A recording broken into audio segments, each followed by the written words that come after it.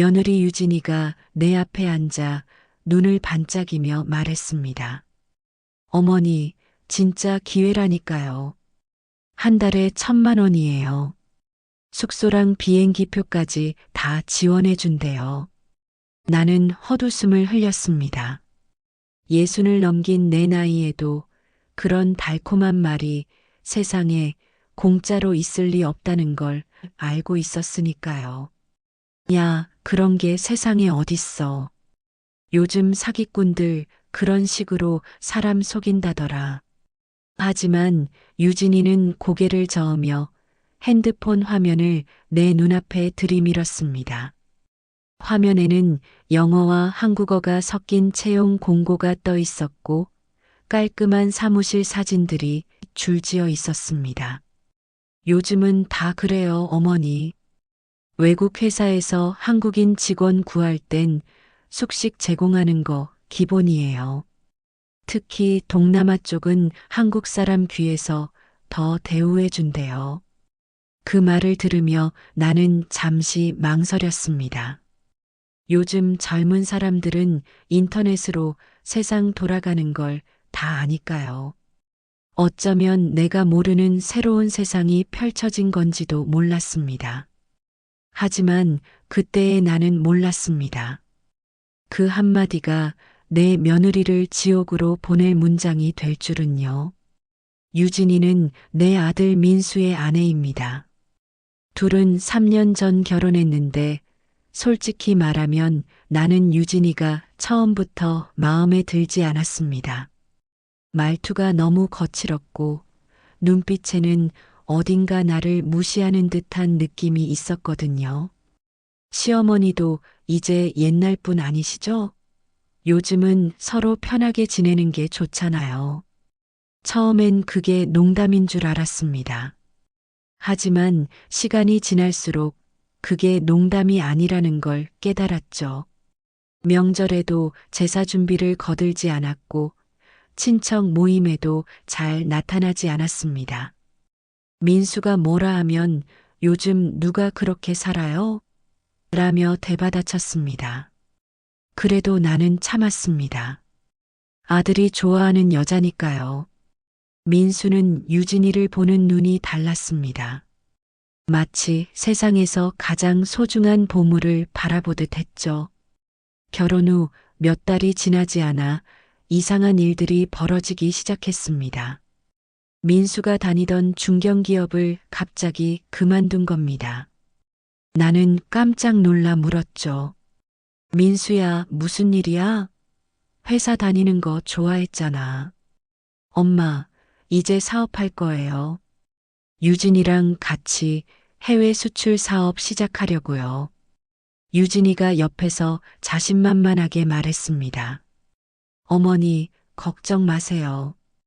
요즘은 인터넷으로 다 되는 시대예요. 중국이랑 동남아 쪽으로 한국 제품 수출하면 대박이에요. 그 말이 그럴듯하게 들렸습니다. 뉴스에서도 젊은 사람들이 해외 시장 개척해서 성공했다는 이야기를 종종 들었으니까요. 나는 반신반의하면서도 아들의 선택을 믿기로 했습니다. 하지만 그때부터 카드값이 밀리기 시작했습니다. 처음엔 몇십만 원이었는데 점점 그 액수가 커졌습니다. 어느 날 민수가 난처한 표정으로 내게 다가왔습니다.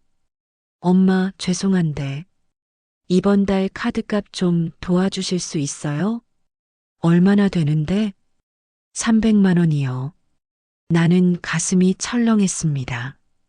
300만 원이라니. 하지만 아들의 사업을 위한 투자라고 생각하며 돈을 내줬습니다. 유진이는 그 옆에서 미안하다는 말도 없이 곧 들어올 거예요. 어머니라고만 했습니다. 그 말이 입버릇이 됐습니다. 곧 들어올 거예요. 다음 달이면 괜찮아질 거예요. 이번 거래만 성사되면 다 갚을 수 있어요. 하지만 돈은 들어오지 않았고 빚만 쌓여갔습니다. 나는 점점 불안해졌지만 아들 부부를 믿고 싶었습니다. 그들도 나름대로 열심히 뛰어다니는 것 같았으니까요. 그러던 어느 날 저녁 유진이가 갑자기 집으로 찾아왔습니다. 평소와 달리 표정이 밝았고 손에는 서류 뭉치를 들고 있었습니다. 어머니, 좋은 소식 있어요. 나는 기대 반 걱정 반으로 물었습니다. 무슨 소식인데? 캄보디아에서 한국 사람 구한대요. 고객 상담 업무인데 한국어만 하면 돼요. 월급이 1,000만 원이래요. 나는 눈살을 찌푸렸습니다. 캄보디아? 거기가 어디라고? 위험한 곳 아니야? 아니에요, 어머니. 푸놈펜이라는 도시인데 요즘 엄청 발전했대요. 한국 사람들도 많이 살고 안전하대요. 제 친구 언니도 거기서 일하고 있어요. 유진이는 이미 계약서 비슷한 것을 들고 있었습니다. 나는 그 서류를 받아들고 찬찬히 살펴봤습니다. 영어로 빼곡히 적힌 글자들이 눈에 들어왔는데 어딘가 이상하게 싸구려 같은 느낌이 들었습니다. 회사 로고도 희미했고 도장도 제대로 찍혀 있지 않았습니다. 유진아, 이거 진짜 제대로 된 회사 맞아? 왠지 수상한데. 어머니, 요즘 외국 회사들 다 이래요. 온라인으로 계약하는 시대잖아요. 걱정 마세요. 제 친구가 직접 확인했어요. 민수도 옆에서 거들었습니다. 엄마, 유진이 친구가 거기서 벌써 2달째 일하고 있대요. 아무 문제 없다고 했어요. 우리 빚도 이번 기회에 다 갚을 수 있어요. 나는 여전히 불안했지만 두 사람의 간절한 눈빛을 보니 더 이상 반대할 수가 없었습니다. 어쩌면 정말로 좋은 기회일 수도 있다는 생각이 들었습니다. 요즘 세상은 내가 모르는 방식으로 돌아가니까요. 며칠 뒤 유진이는 떠날 준비를 시작했습니다. 큰 여행 가방을 꺼내 옷가지를 챙기고 여권을 확인했습니다. 나는 그 모습을 보며 여전히 찝찝한 마음을 떨칠 수 없었습니다.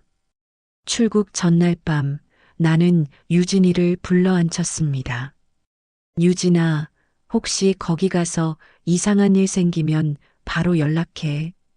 알았지? 네, 어머니. 걱정 마세요. 3개월만 일하고 바로 돌아올게요.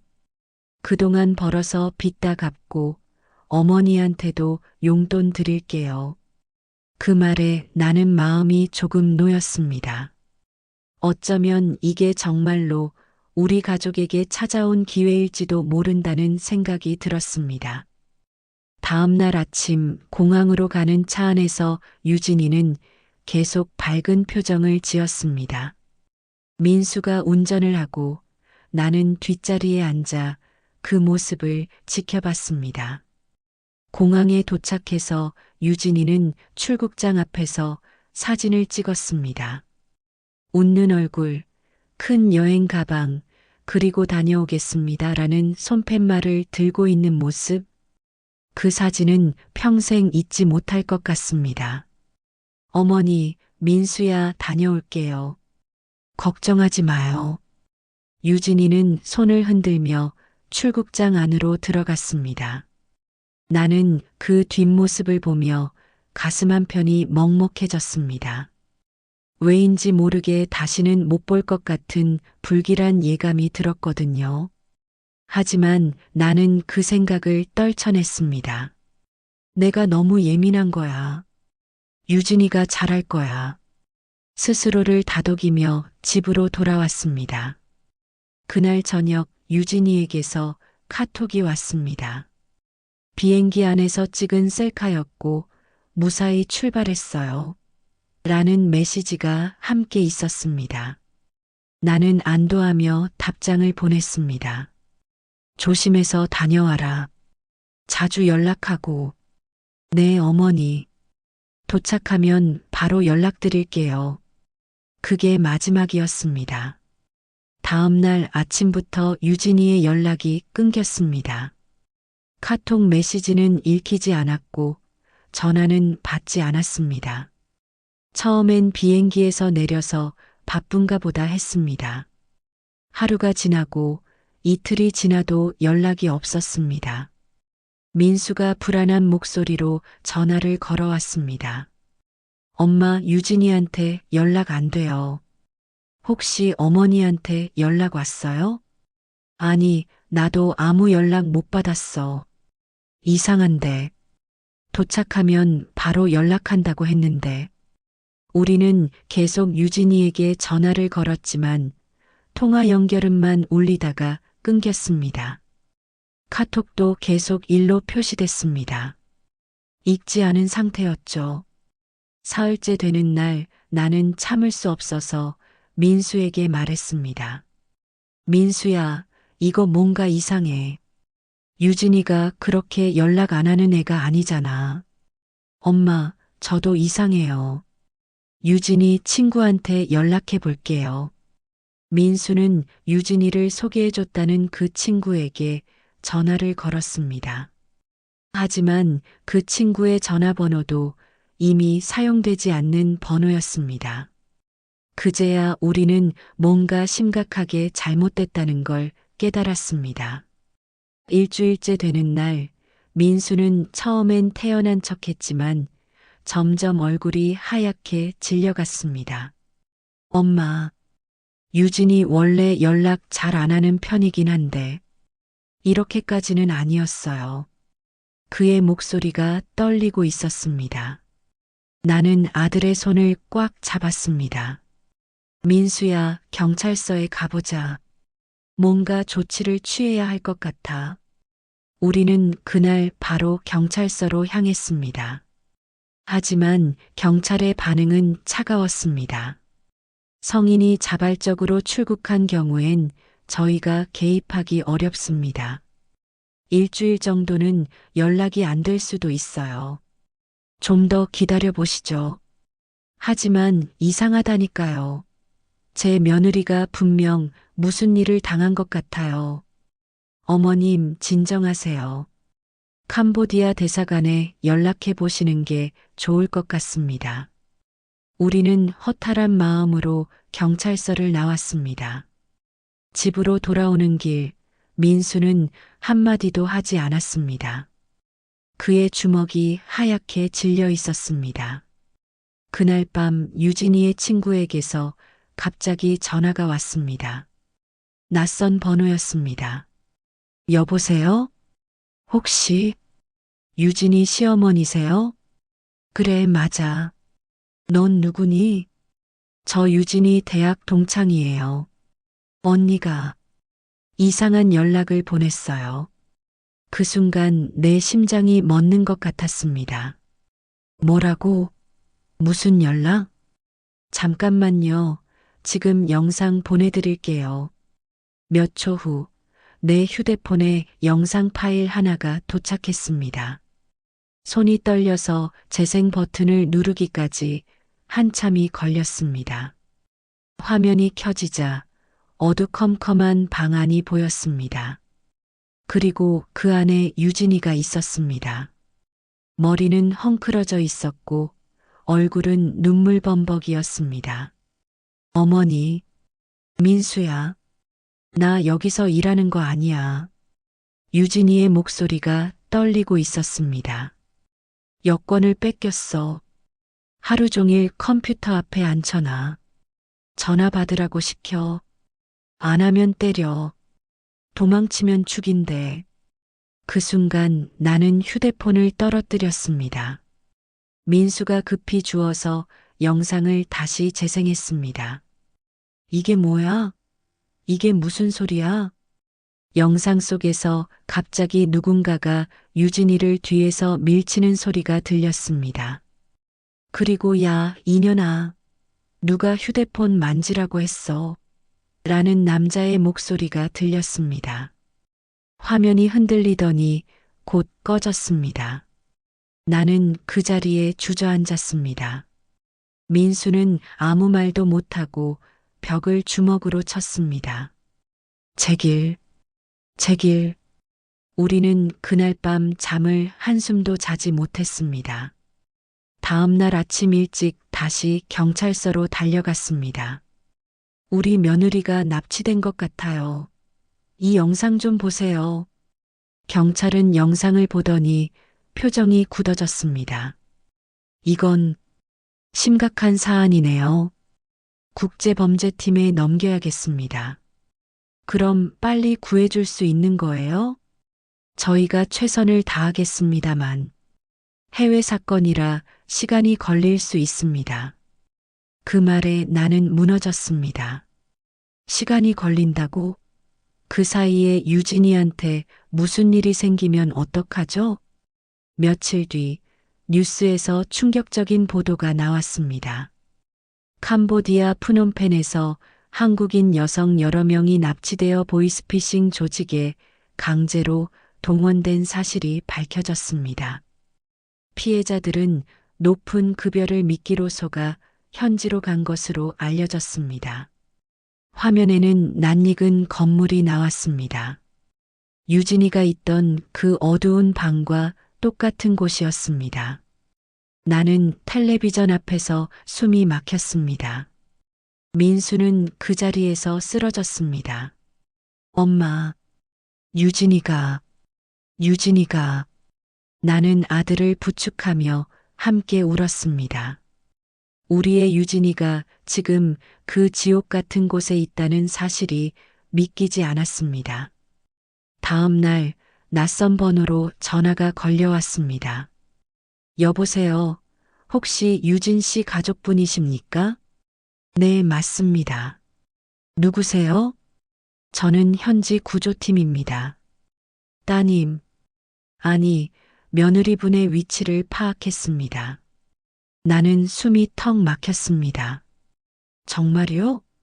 그럼 구해줄 수 있어요? 네, 가능합니다. 하지만 비용이 필요합니다. 현지 경찰을 매수해야 하고 브로커들에게 돈을 줘야 합니다. 1,000만 원만 보내주시면 바로 구출 작전에 들어가겠습니다. 나는 아무 생각 없이 고개를 끄덕였습니다. 알겠습니다. 어디로 보내드리면 돼요? 그날 나는 평생 모아둔 돈 1,000만 원을 송금했습니다. 유진이를 구할 수 있다면 뭐든 할 수 있었습니다. 이틀 후 같은 번호에서 다시 전화가 왔습니다. 어머님, 상황이 복잡해졌습니다. 조직 측에서 유진 씨를 다른 곳으로 옮겼습니다. 추가로 2,000만 원이 더 필요합니다. 그제야 뭔가 이상하다는 생각이 들었습니다. 잠깐만요. 처음엔 1,000만 원이라고 하지 않았어요? 어머님, 상황이 바뀌었다니까요. 지금 안 보내시면 며느리분 정말 위험합니다. 나는 전화를 끊고 대사관에 전화를 걸었습니다. 혹시 캄보디아에서 한국인 구조하는 단체 있나요? 그런 사설 단체는 등록되어 있지 않습니다. 혹시 사기를 당하신 건 아닌지 확인해 보세요. 그 순간 나는 무릎이 꺾였습니다. 1,000만 원을 날렸습니다. 사기를 당한 겁니다. 그날 밤 민수가 내 앞에서 울었습니다.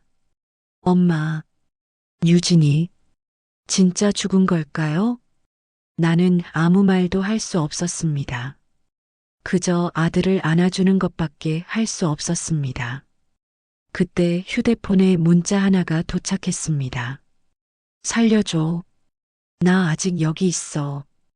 도와줘. 발신자는 낯선 국제 번호였습니다. 나는 그 문자를 보고 온몸의 피가 식는 것을 느꼈습니다. 그날 밤 나는 한숨도 잘 수 없었습니다. 유진이가 보낸 그 문자 메시지가 계속 머릿속을 맴돌았습니다. 살려줘. 나 아직 여기 있어. 그 짧은 문장 속에 담긴 절박함이 가슴을 찢어 놓았습니다. 새벽 4시 나는 침대에서 일어나 거실로 나왔습니다. 민수는 소파에 앉아 멍하니 천장만 바라보고 있었습니다.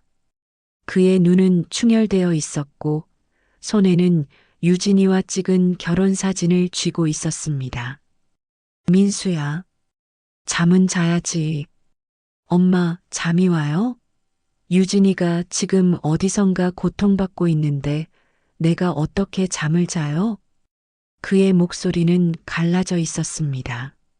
나는 아들 옆에 앉아 그의 손을 잡았습니다. 우리는 아무 말 없이 그렇게 앉아 있었습니다. 다음 날 아침 나는 결심했습니다. 더 이상 기다릴 수 없었습니다. 경찰도 대사관도 느렸습니다. 내가 직접 움직여야 했습니다. 나는 인터넷을 뒤지기 시작했습니다. 60이 넘은 나이에 컴퓨터를 제대로 다룰 줄은 몰랐지만 민수가 옆에서 도와줬습니다. 우리는 캄보디아 납치, 보이스피싱 피해자, 인신매매 같은 단어들을 검색했습니다. 그러다가 한 카페를 발견했습니다. 캄보디아 피해자 가족 모임이라는 이름의 비공개 카페였습니다. 가입 신청을 하고 며칠을 기다렸습니다. 그 며칠이 몇 년처럼 느껴졌습니다. 일주일 후 가입 승인이 났습니다. 카페에 들어가자 수백 개의 게시글이 눈에 들어왔습니다.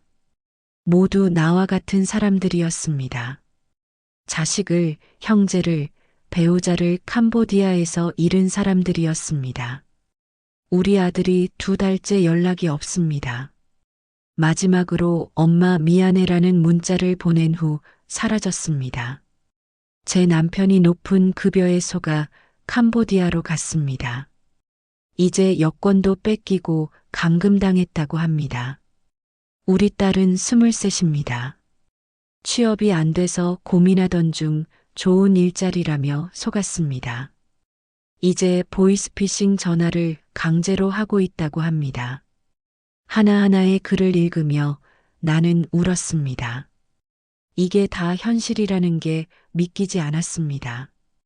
얼마나 많은 가족들이 이런 고통을 겪고 있는 건지 상상조차 할 수 없었습니다. 나는 떨리는 손으로 글을 올렸습니다. 제 며느리가 한 달 전 캄보디아로 갔습니다. 월 1,000만 원에 속았습니다. 지금 연락이 끊겼고 마지막으로 도와달라는 영상을 보냈습니다. 어떻게 해야 할까요? 글을 올리고 몇 시간 후 댓글들이 달리기 시작했습니다. 저도 같은 상황입니다. 함께 힘을 모읍시다. 경찰은 소용없습니다. 우리끼리 움직여야 합니다. 현지에 연락망이 있습니다. 쪽지 보내주세요. 그중 한 사람이 내게 쪽지를 보냈습니다.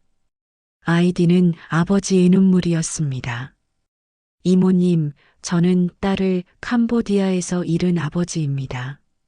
지금 현지 구조 네트워크를 만들고 있습니다. 한번 만나서 이야기하시겠습니까? 나는 주저없이 답장을 보냈습니다. 네, 언제든 만나고 싶습니다. 사흘 후 나는 서울의 한 카페에서 그 남자를 만났습니다. 50대 중반으로 보이는 그 남자는 얼굴에 깊은 주름이 패여 있었습니다. 눈빛은 지쳐 있었지만 동시에 불타는 무언가가 있었습니다. 처음 뵙겠습니다. 저는 김철수라고 합니다. 저는 박순자입니다. 제 며느리가 말을 잇지 못하고 눈물이 났습니다. 김철수 씨는 조용히 고개를 끄덕이며 휴지를 건넸습니다. 이모님, 저도 압니다. 그 고통이 어떤 건지. 제 딸 지은이도 작년에 같은 방법으로 속아갔습니다.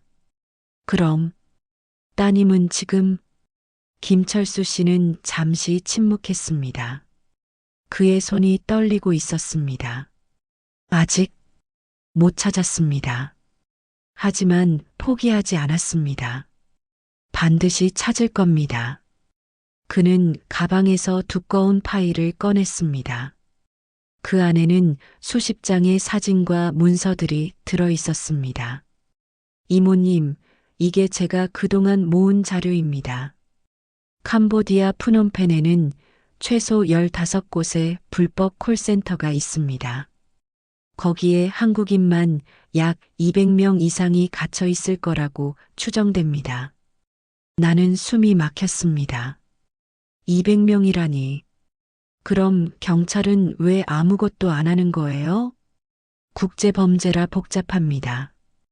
캄보디아 경찰도 부패했고 한국 경찰은 관할 건이 없습니다. 결국 우리 가족들이 직접 움직여야 합니다. 김철수 씨는 지도 한 장을 펼쳤습니다.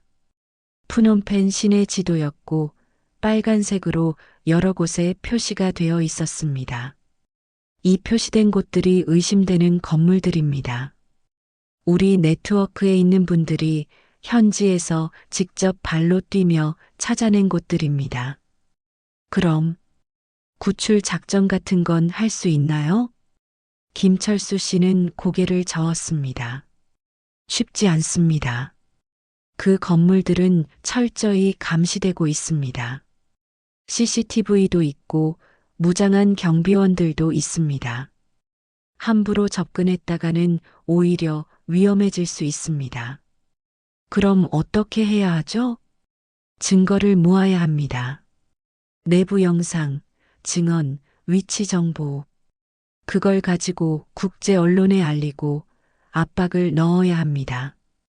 그래야 캄보디아 정부도 움직입니다. 나는 고개를 끄덕였습니다. 하지만 마음은 급했습니다. 그 사이에 유진이한테 무슨 일이 생기면 어떡하죠? 그때 김철수 씨가 조심스럽게 물었습니다. 혹시 며느리분한테서 받은 영상이나 사진 있으십니까? 네, 있습니다. 나는 휴대폰을 꺼내 유진이가 보낸 영상을 보여줬습니다. 김철수 씨는 영상을 자세히 들여다봤습니다. 그의 표정이 점점 굳어졌습니다.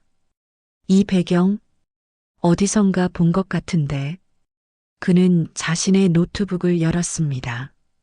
여러 사진들을 비교하기 시작했습니다. 그러다가 한 사진 앞에서 멈췄습니다. 이모님, 이거 보세요. 이 창문 모양이랑 벽지 패턴이 똑같습니다. 나는 화면을 들여다봤습니다.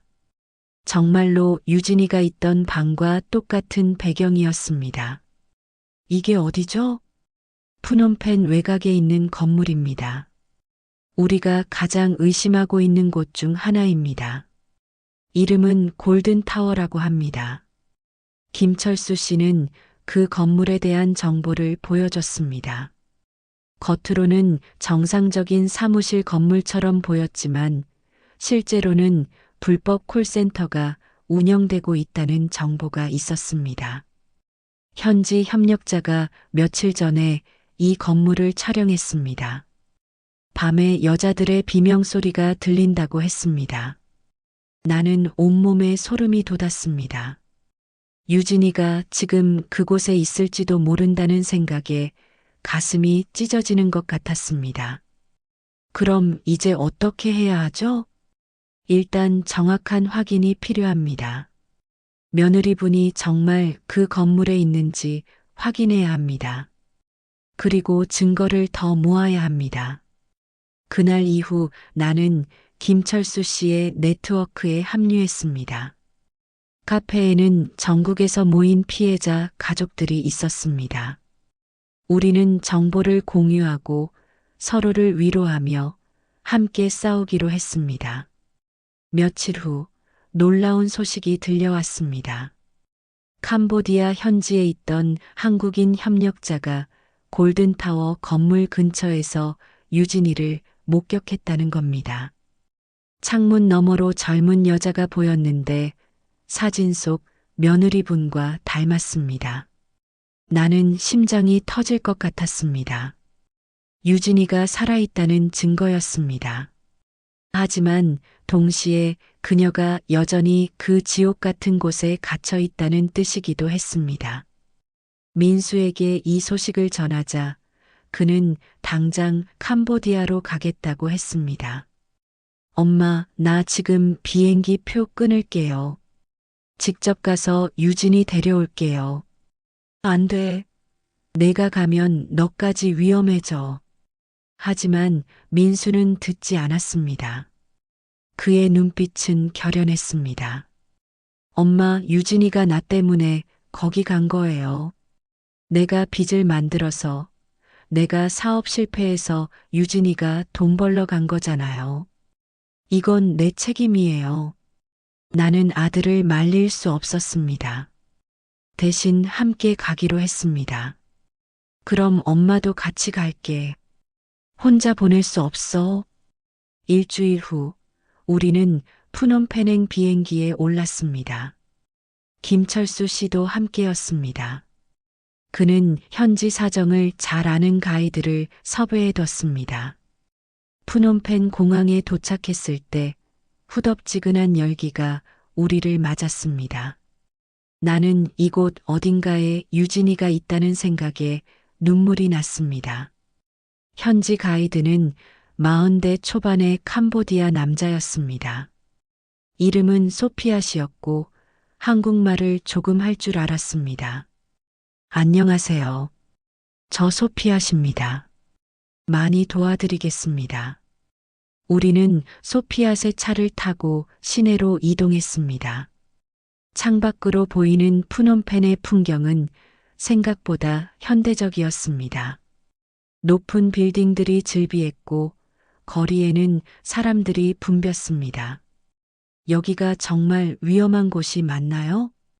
소피아 씨 고개를 끄덕였습니다. 겉으로는 평화로워 보이지만 뒤에는 어두운 일들이 많습니다. 특히 외곽 지역에는 불법 사업들이 많습니다. 우리는 호텔에 짐을 풀고 바로 골든타워 건물로 향했습니다. 건물은 시내에서 차로 30분 거리에 있었습니다. 점점 건물들이 낡아지고 거리도 한산해졌습니다. 드디어 골든타워가 보였습니다. 회색빛 낡은 건물이었고 창문에는 철창이 쳐져 있었습니다. 입구에는 경비원 2명이 서 있었습니다. 저기가 골든타워입니다. 3층에 콜센터가 있다고 합니다. 소피아 씨 조용히 말했습니다. 나는 그 건물을 바라보며 주먹을 쥐었습니다. 유진이가 저 안에 있을지도 모른다는 생각에 당장 뛰어 들어가고 싶었습니다. 지금 들어가면 안 됩니다. 경비가 삼엄합니다. 계획을 세워야 합니다. 김철수 씨가 내 팔을 잡았습니다. 나는 억지로 참았습니다. 우리는 근처 카페에 앉아 관찰을 시작했습니다. 건물을 드나드는 사람들을 지켜봤습니다. 대부분 현지인 남자들이었고 간혹 젊은 아시아 여성들이 보였습니다. 저 여자들, 혹시 피해자들 아닐까요? 민수가 물었습니다. 소피아 씨 고개를 저었습니다. 아마 직원들일 겁니다. 진짜 피해자들은 밖으로 나오지 못합니다. 해가 지고 어둠이 내렸습니다. 건물의 불빛이 하나둘 켜지기 시작했습니다. 3층 창문에서 희미한 불빛이 새어나왔습니다. 그때였습니다. 3층 창문 너머로 누군가의 그림자가 보였습니다. 여자의 실루엣이었습니다.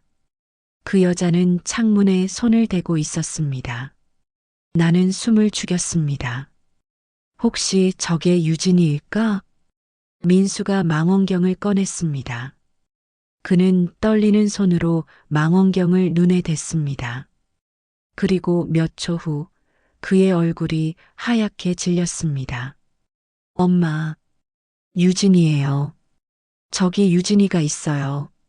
나는 망원경을 빼앗아 들었습니다. 창문 너머로 유진이의 얼굴이 보였습니다. 머리는 짧게 잘려 있었고 얼굴은 헬쑥해져 있었습니다. 하지만 분명 유진이었습니다. 유진아. 나는 소리를 지르려다 김철수 씨가 입을 막았습니다. 조용히 하세요. 들키면 안 됩니다. 나는 눈물을 흘리며 고개를 끄덕였습니다. 유진이는 창문 너머에서 멍하니 밖을 바라보고 있었습니다. 그녀의 눈빛은 텅 비어 있었습니다. 그날 밤 우리는 호텔로 돌아와 긴급 회의를 했습니다. 이제 확실합니다. 며느리분이 저 건물에 있습니다. 구출 계획을 세워야 합니다. 김철수 씨가 말했습니다. 소피아 또 고개를 끄덕였습니다. 경찰에 신고하는 게 가장 안전합니다. 하지만 캄보디아 경찰은 믿을 수 없습니다. 돈을 받고 눈 감아주는 경우가 많습니다. 그럼 어떻게 해야 하죠?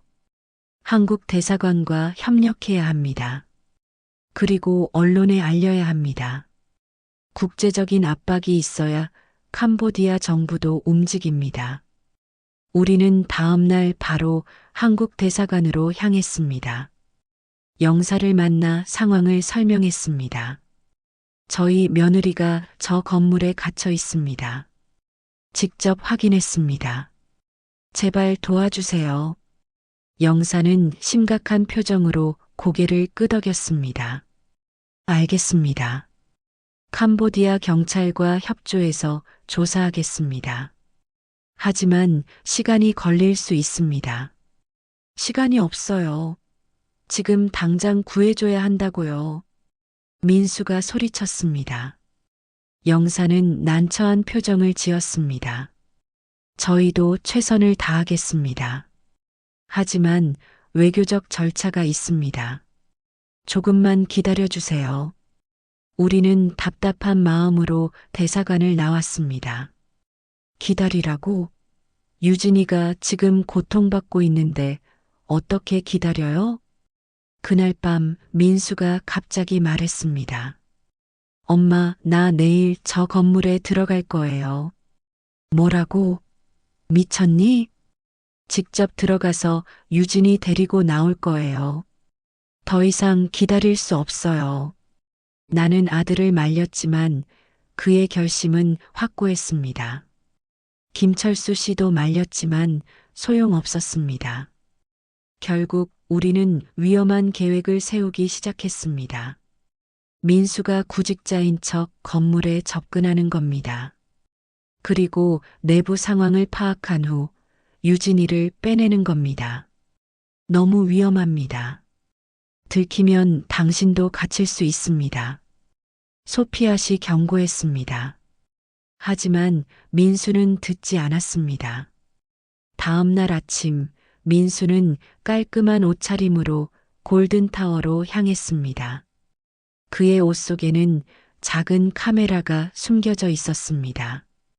우리는 근처에서 대기하며 그의 신호를 기다렸습니다. 민수가 건물 안으로 들어갔습니다. 시간이 흘렀습니다.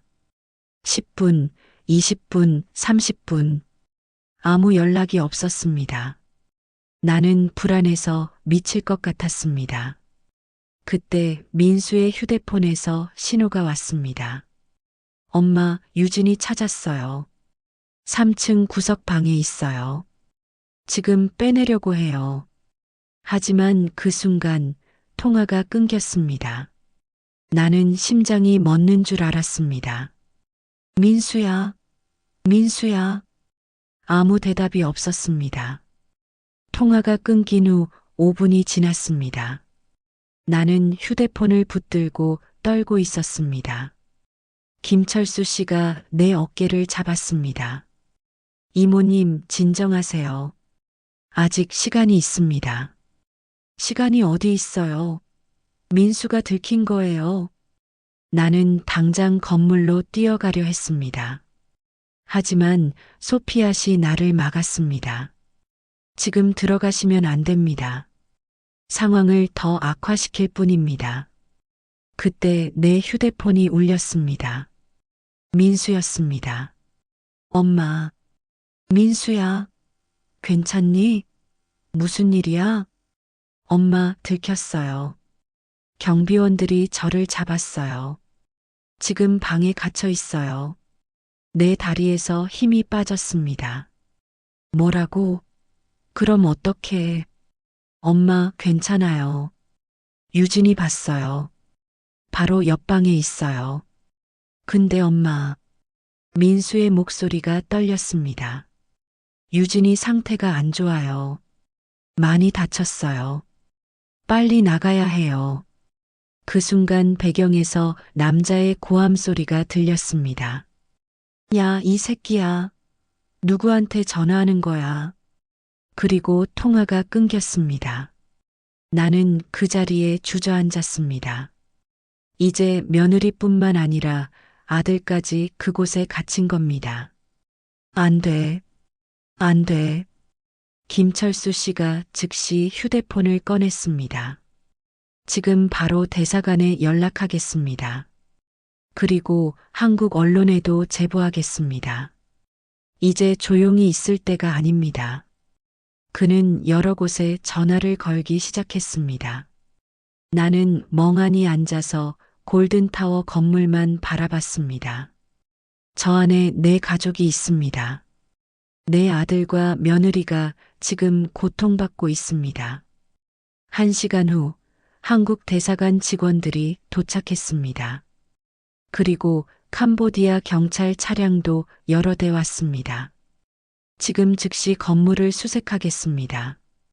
경찰 책임자가 말했습니다. 하지만 소피아 씨 조용히 내게 속삭였습니다. 저 경찰들 믿으면 안 됩니다. 이미 돈을 받았을 가능성이 높습니다. 과연 그의 말이 맞았습니다. 경찰들은 건물에 들어갔다가 30분 만에 나왔습니다. 아무것도 없었습니다. 정상적인 사무실입니다. 거짓말이에요. 제 아들이 지금 저 안에 있다고요. 나는 소리쳤습니다. 하지만 경찰은 고개를 저었습니다. 확인했지만 한국인은 없었습니다. 잘못된 정보인 것 같습니다. 나는 무너졌습니다. 이게 말이 됩니까? 분명히 민수가 저 안에 있는데 경찰이 못 찾았다고요? 대사관 직원도 난처한 표정이었습니다. 저희도 최선을 다했습니다만 캄보디아 경찰의 수사 결과를 존중해야 합니다.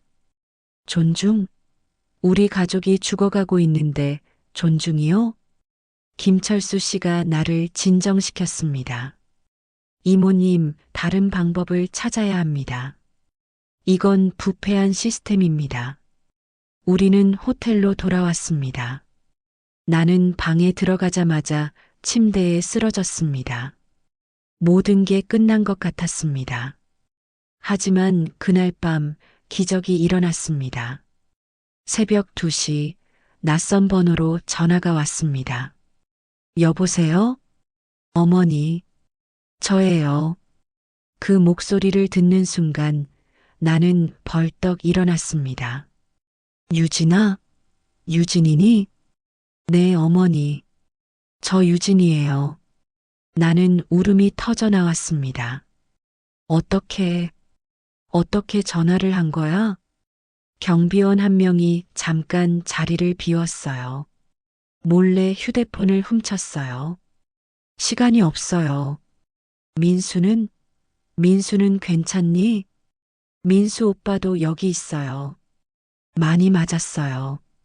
하지만 살아있어요. 나는 주먹으로 가슴을 쳤습니다. 유진아, 우리가 구하러 갈게. 조금만 버텨. 어머니, 안 돼요. 여기 경찰들이랑 다 짜고 있어요. 구하러 오시면 안 돼요. 그럼 어떻게 해야 하는데? 유진이는 잠시 침묵했습니다. 그리고 조용히 말했습니다. 어머니, 저 한 가지 계획이 있어요. 무슨 계획? 제가 다시 그들한테 협조하는 척 할게요. 그리고 내부 정보를 빼낼게요. 그걸 가지고 국제 언론에 알리는 거예요. 안 돼. 너무 위험해. 어머니, 이게 유일한 방법이에요. 경찰도 안 믿어요. 대사관도 한계가 있어요. 이제 세상이 알아야 해요.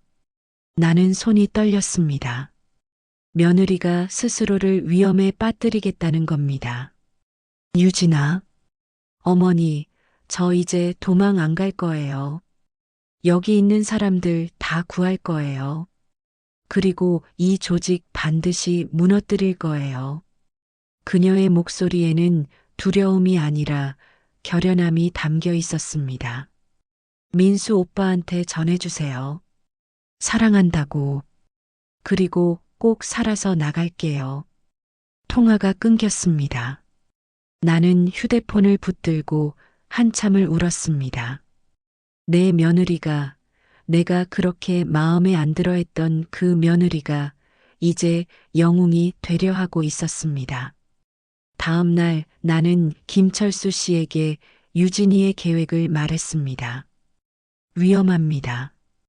하지만 이게 최선일 수도 있습니다. 그럼 우리는 뭘 해야 하죠? 준비해야 합니다. 며느리분이 정보를 보내면 우리가 즉시 언론에 알려야 합니다. 한국 언론뿐만 아니라 국제 언론에도요. 우리는 계획을 세우기 시작했습니다.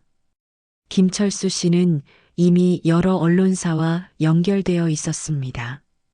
BBC, CNN, 그리고 한국의 주요 방송사들. 이모님, 이번엔 반드시 성공할 겁니다. 일주일이 지났습니다. 유진이에게서 아무 연락이 없었습니다. 나는 미칠 것 같았습니다. 혹시 들킨 건 아닐까? 혹시 죽은 건 아닐까? 하지만 열흘째 되는 날 이메일 한 통이 도착했습니다. 발신자는 익명이었지만 내용을 보는 순간 유진이가 보낸 것임을 알 수 있었습니다. 이메일에는 영상 파일 여러 개가 첨부되어 있었습니다. 그리고 문서 파일들도 있었습니다. 첫 번째 영상을 재생했습니다.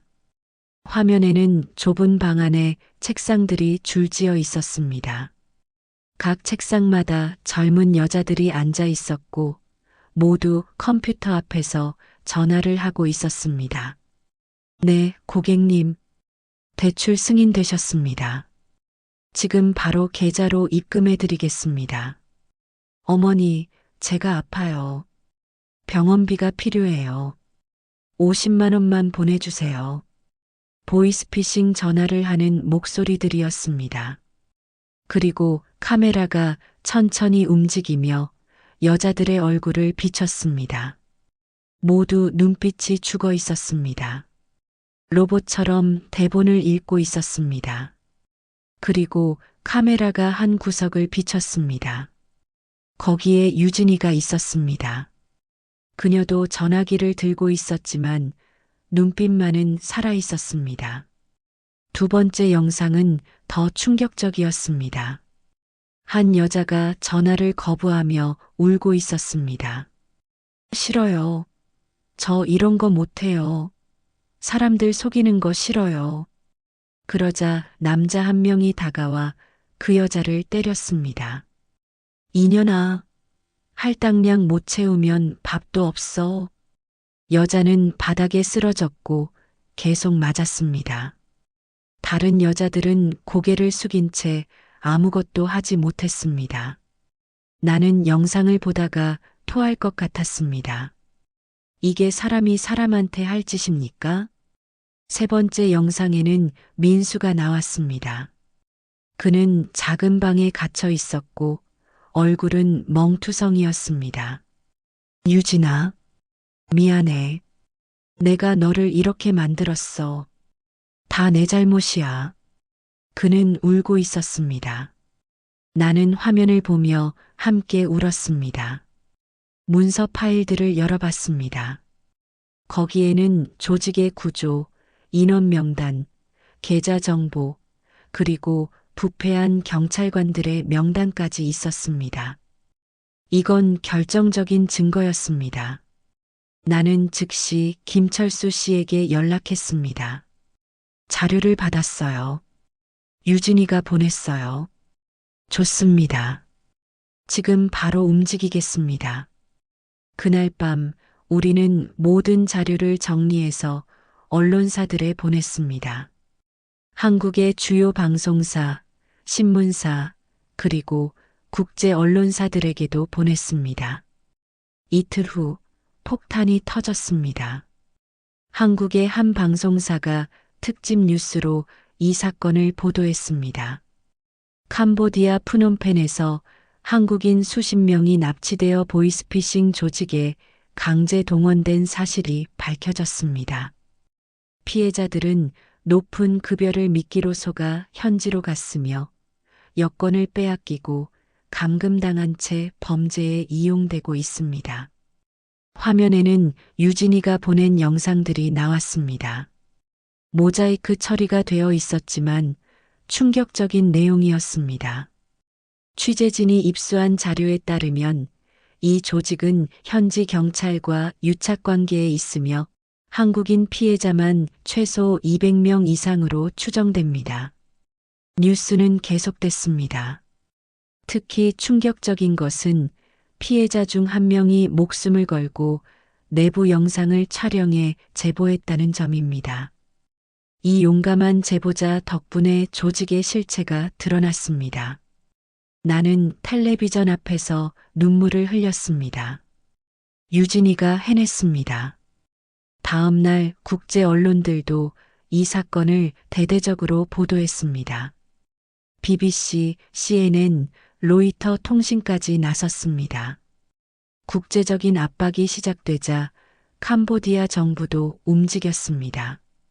사흘 후 캄보디아 경찰 특수부대가 골든타워를 급습했습니다. 이번엔 진짜였습니다.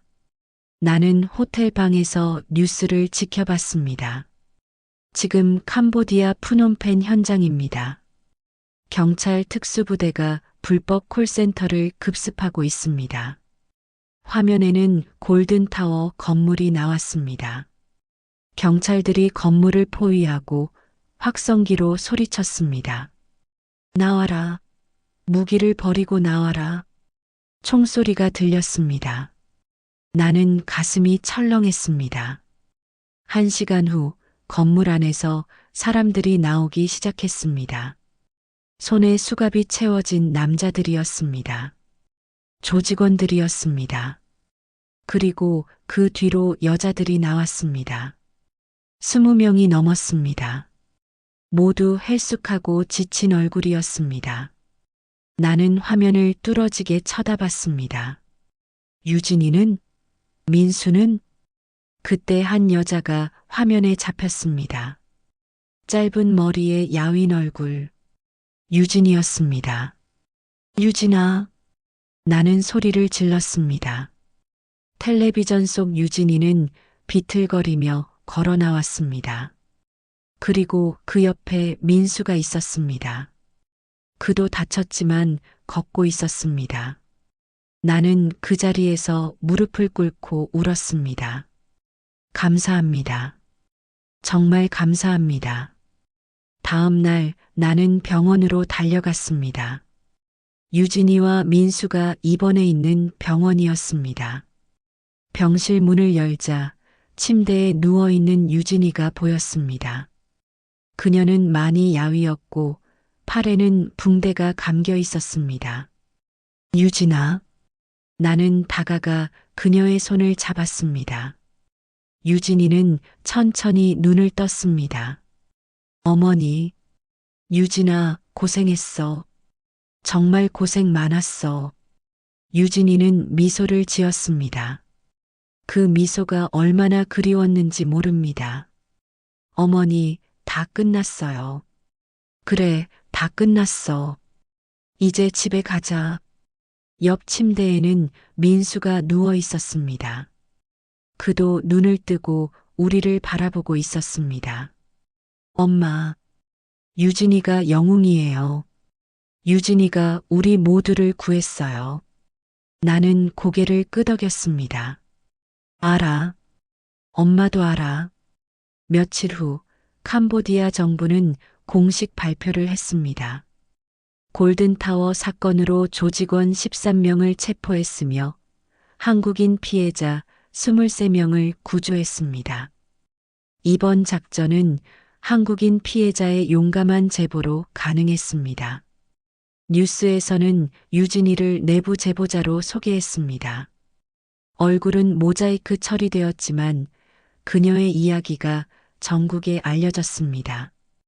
이 제보자는 자신도 피해자였지만 다른 피해자들을 구하기 위해 목숨을 걸고 증거를 수집했습니다. 일주일 후 우리는 한국으로 돌아왔습니다. 공항에는 기자들이 몰려 있었습니다. 유진 씨, 한 말씀 해주세요. 어떻게 그런 용기를 낼 수 있었습니까? 유진이는 마이크 앞에 섰습니다. 그녀는 떨리는 목소리로 말했습니다. 저는 그냥 제가 해야 할 일을 했을 뿐입니다. 거기에는 저처럼 속아서 간 사람들이 너무 많았어요. 그 사람들을 그냥 둘 수 없었어요. 앞으로 계획은 무엇입니까? 저는 이제 다른 피해자들을 돕고 싶습니다. 아직도 캄보디아에는 그리고 다른 나라에도 갇혀 있는 사람들이 많습니다. 그들을 구하는 일에 힘을 보태고 싶습니다. 나는 며느리를 바라보며 눈물을 흘렸습니다. 이 사람이 정말 내가 알던 그 유진이가 맞나 싶었습니다. 몇 달 후 유진이는 피해자 지원 단체를 만들었습니다. 희망의 달이라는 이름이었습니다. 김철수 씨도 함께했고 다른 피해자 가족들도 모였습니다. 우리가 겪은 고통을 다른 사람들은 겪지 않았으면 좋겠어요. 유진이는 전국을 돌아다니며 강연을 했습니다. 해외 취업 사기에 대해, 인신매매에 대해, 그리고 보이스피싱 조직에 대해. 여러분, 쉬운 돈은 없습니다. 월 1,000만 원을 준다는 말에 속지 마세요. 저처럼 지옥을 경험하지 마세요. 그녀의 강연을 들으며 많은 사람들이 울었습니다. 그리고 경각심을 가졌습니다. 1년 후 유진이는 국회에서 증언했습니다. 존경하는 국회의원 여러분, 저는 캄보디아 인신매매 피해자 유진입니다.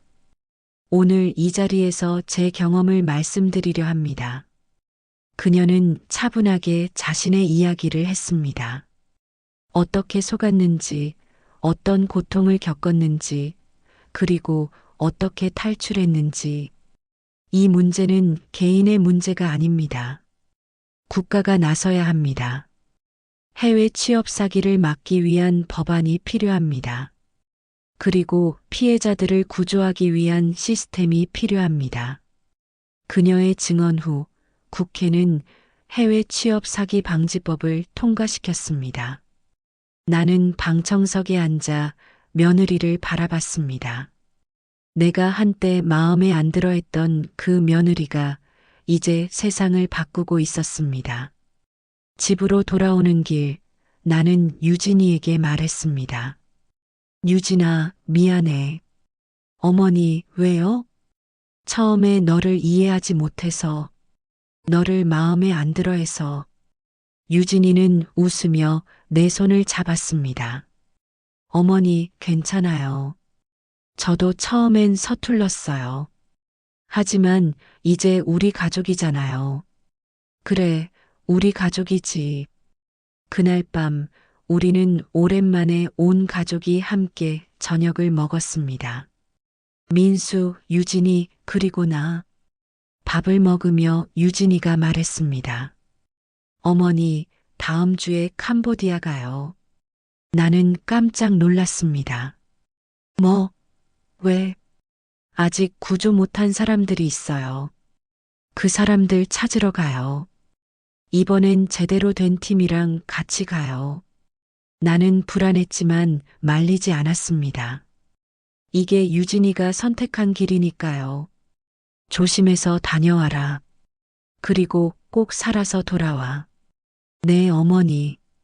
약속할게요. 일주일 후 유진이는 다시 캄보디아로 떠났습니다. 하지만 이번엔 혼자가 아니었습니다. 구조팀, 경찰, 그리고 언론과 함께였습니다. 그리고 한 달 후 놀라운 소식이 들려왔습니다. 캄보디아에서 추가로 불법 콜센터 4곳이 적발되었습니다. 한국인 피해자 47명이 구조되었습니다. 뉴스 화면에는 유진이가 나왔습니다.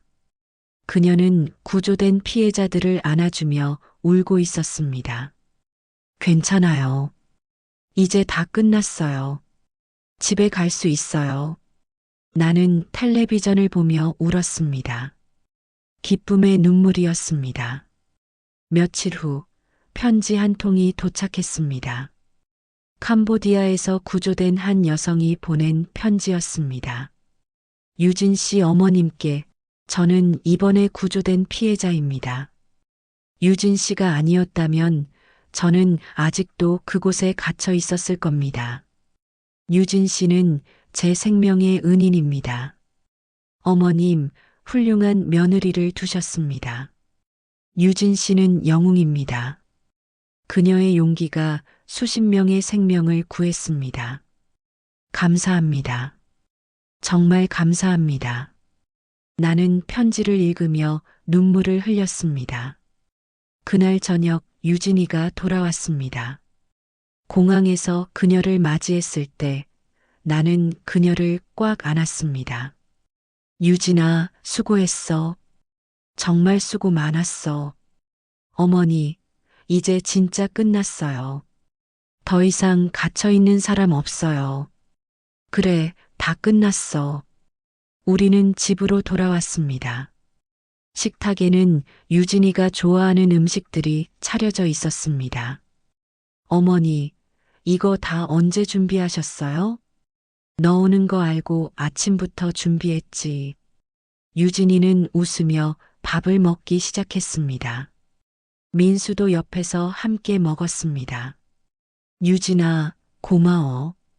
내가 나를 구해줘서. 오빠, 우리 가족이잖아요. 당연한 거예요.